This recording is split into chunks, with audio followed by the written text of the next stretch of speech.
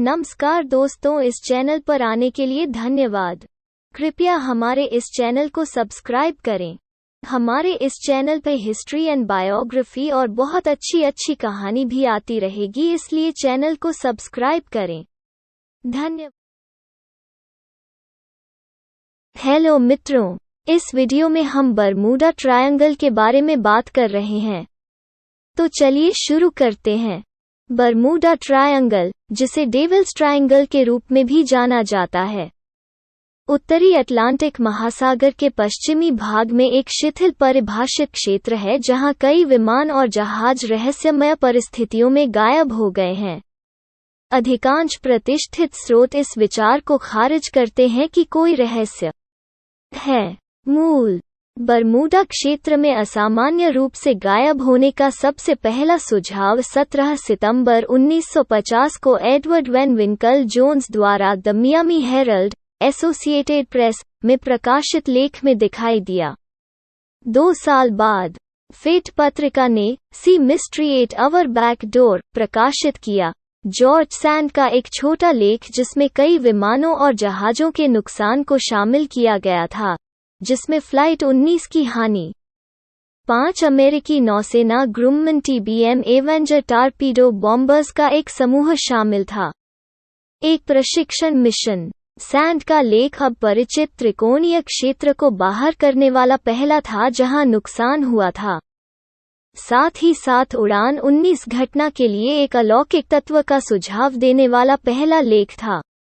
American legion पत्रिका के अप्रैल 1962 के अंक में अकेले उड़ान 19 को फिर से कवर किया जाएगा। इसमें लेखक एलर W.A. किट ने लिखा है कि फ्लाइट लीडर को यह कहते हुए सुना गया था, हम सफ़ेद पानी में प्रवेश कर रहे हैं, कुछ भी सही नहीं लगता। हम नहीं जानते कि हम कहाँ हैं, पानी हरा है, सफ़ेद नहीं। उन्होंने यह भी लिखा कि नेवी बोर्ड ऑफ इंक्वायरी के अधिकारियों ने कहा कि विमानों ने मंगल के लिए उड़ान भरी। फरवरी 1964 में विंसेंट गद्दीस ने लुगदी पत्रिका अर्गोसी में द डेडली बरमूडा ट्रायंगल नामक एक लेख लिखा, जिसमें कहा गया था कि फ्लाइट 19 और अन्य गायब होना इस क्षेत्र में अजीब घटनाओं के एक पैटर्न का हिस्सा थे। अगले वर्ष गद्दीस ने इस लेख को एक पुस्तक इनविजिबल हॉराइजन्स में विस्तारित किया। अन्य लेखकों ने गद्दीस के विचारों पर विस्तार से बताया। John Wallace Spencer, limbo of the lost 1969, पुनः 1973। Charles Berlitz, the Bermuda triangle 1974। Richard Winer, the devil's triangle 1974, और कई अन्य, सभी एकर द्वारा उल्लिखित कुछ समान अलौकिक तत्वों को ध्यान में रखते हुए। त्रिभुज क्षेत्र। गद्दीस अर्गोसी लेख ने त्रिभुज की सीमाओं को चित्रित किया। इसके शीर्षों को मियामी के रूप में दिया, सैन हुआन, प्यूर्टो रिको और बरमूडा। बाद के लेखकों ने आवश्यक रूप से इस परिभाषा का पालन नहीं किया।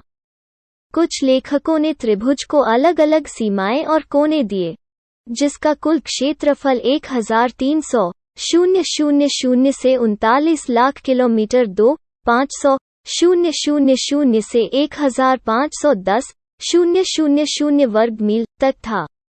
वास्तव में कुछ लेखक इसे आयरिश तट तक भी फैलाते हैं। नतीजतन त्रिकोण के अंदर कौन सी दुर्घटनाएं हुईं, इसका निर्धारण इस बात पर निर्भर करता है कि किस लेखक ने उन्हें रिपोर्ट किया। अवधारणा की आलोचना। Larry Kusche, the Bermuda triangle mystery solved 1975 के लेखक लैरी कुशे ने तर्क दिया कि गद्दी और उसके बाद के लेखकों के कई दावे अतिरंजित, संदिग्ध या असत्यापित थे।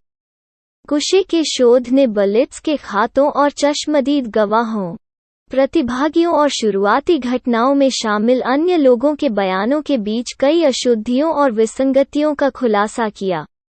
कुशे ने उन मामलों का उल्लेख किया जहां प्रासंगिक जानकारी अप्राप्त थी, जैसे कि दुनिया भर के यॉट्समैन डोनाल्ड क्रोहर्स्ट का गायब होना, जिसे बलिट्स ने एक रहस्य के रूप में प्रस्तुत किया था। इसके विपरीत स्पष्ट सबूत के बावजूद, एक और उदाहरण बलिट्स द्वारा वर्णित अयस्क वाहक था, जो अटलांटिक बंदरगाह से 3 दिनों तक बिना किसी निशान के खो गया था, जब यह प्रशांत महासागर में एक ही नाम के बंदरगाह से 3 दिन खो गया था। कुशे ने यह भी तर्क दिया कि त्रिभुज के रहस्यमय प्रभाव के आरोपों को जन्म देने वाली घटनाओं का एक बड़ा प्रतिशत वास्तव में इसके बाहर हुआ था। अक्सर उनका शोध सरल था। वे रिपोर्ट की गई घटनाओं की तारीखों की अवधि के समाचार पत्रों की समीक्षा करते थे और असामान्य मौसम जैसी संभावित प्रासंगिक घटनाओं पर रिपोर्ट ढूंढते थे, जिनका कभी गायब होने की कहानियों में उल्लेख नहीं किया गया था।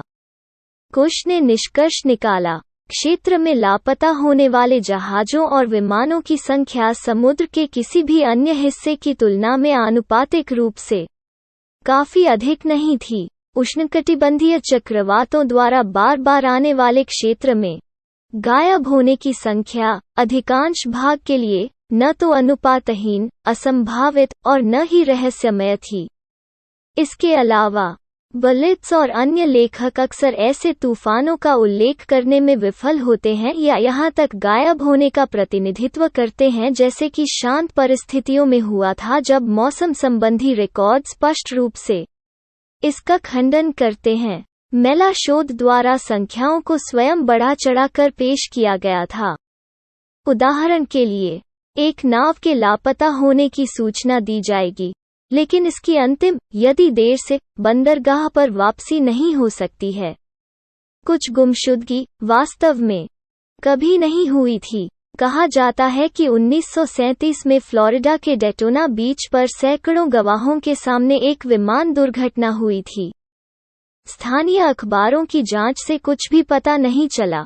उद्धरण वांछित बरमूडा ट्रायंगल की किंवदंती एक निर्मित रहस्य है, जो लेखकों द्वारा बनाए रखा गया है, जिन्होंने जानबूझकर या अनजाने में गलत धारणाओं, दोषपूर्ण तर्क और सनसनीखेज का उपयोग किया है। 2013 के एक अध्ययन में world wide fund for nature ने शिपिंग के लिए दुनिया के 10 सबसे खतरनाक पानी की पहचान की, लेकिन बरमूडा ट्रायंगल उनमें से नहीं था। आगे की प्रतिक्रियाएं।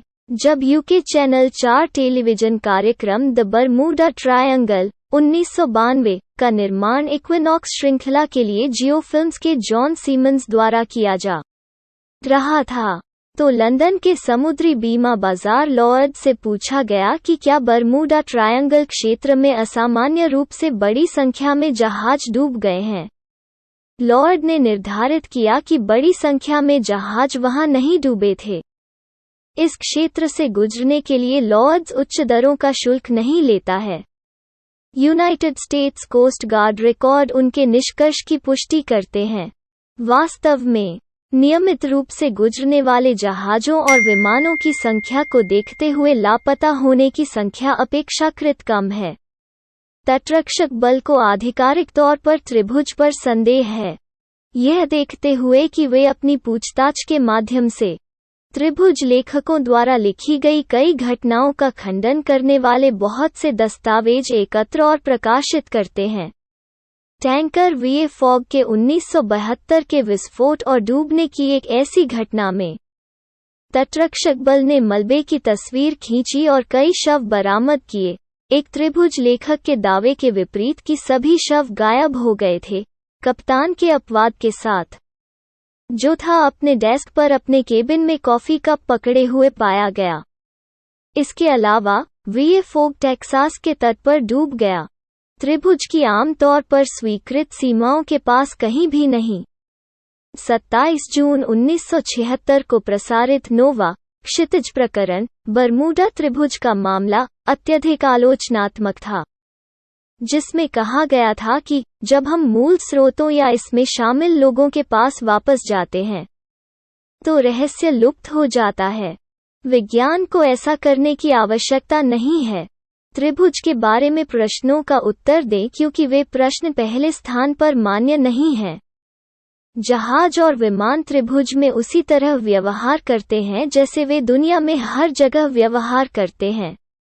अर्नेस्ट टेवेल और बैरी सिंगर जैसे संशयवादी शोधकर्ताओं ने ध्यान दिया है कि कैसे रहस्य और अपसामान्य बहुत लोकप्रिय और लाभदायक हैं। इससे बरमूडा ट्रायंगल जैसे विषयों पर भारी मात्रा में सामग्री का उत्पादन हुआ है। वे यह दिखाने में सक्षम थे कि कुछ प्रो-पैरानॉर्मल सामग्री अक्सर भ्रामक या गलत होती है, लेकिन इसके निर्माता इसका विपणन करना जारी रखते हैं।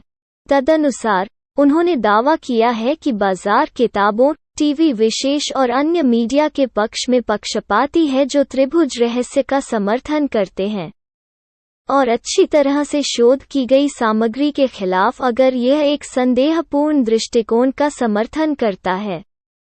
बेंजामिन रैडफोर्ड, एक लेखक और वैज्ञानिक असामान्य अन्वेषक, ने बरमूडा ट्रायंगल पर एक साक्षात्कार में उल्लेख किया कि विशाल खोज क्षेत्र के कारण समुद्र में खोए हुए एक विमान का पता लगाना बहुत मुश्किल हो सकता है, और हालांकि गायब होना रहस्यमय हो सकता है, लेकिन ऐसा नहीं हुआ। असामान्य या अस्पष्ट। रैडफोर्ड ने आगे डबल चेकिंग जानकारी के महत्व को नोट किया क्योंकि बरमूडा त्रिभुज के आसपास के रहस्य को उन लोगों द्वारा बनाया गया था जिन्होंने ऐसा करने की उपेक्षा की थी। इस वीडियो को देखने के लिए धन्यवाद।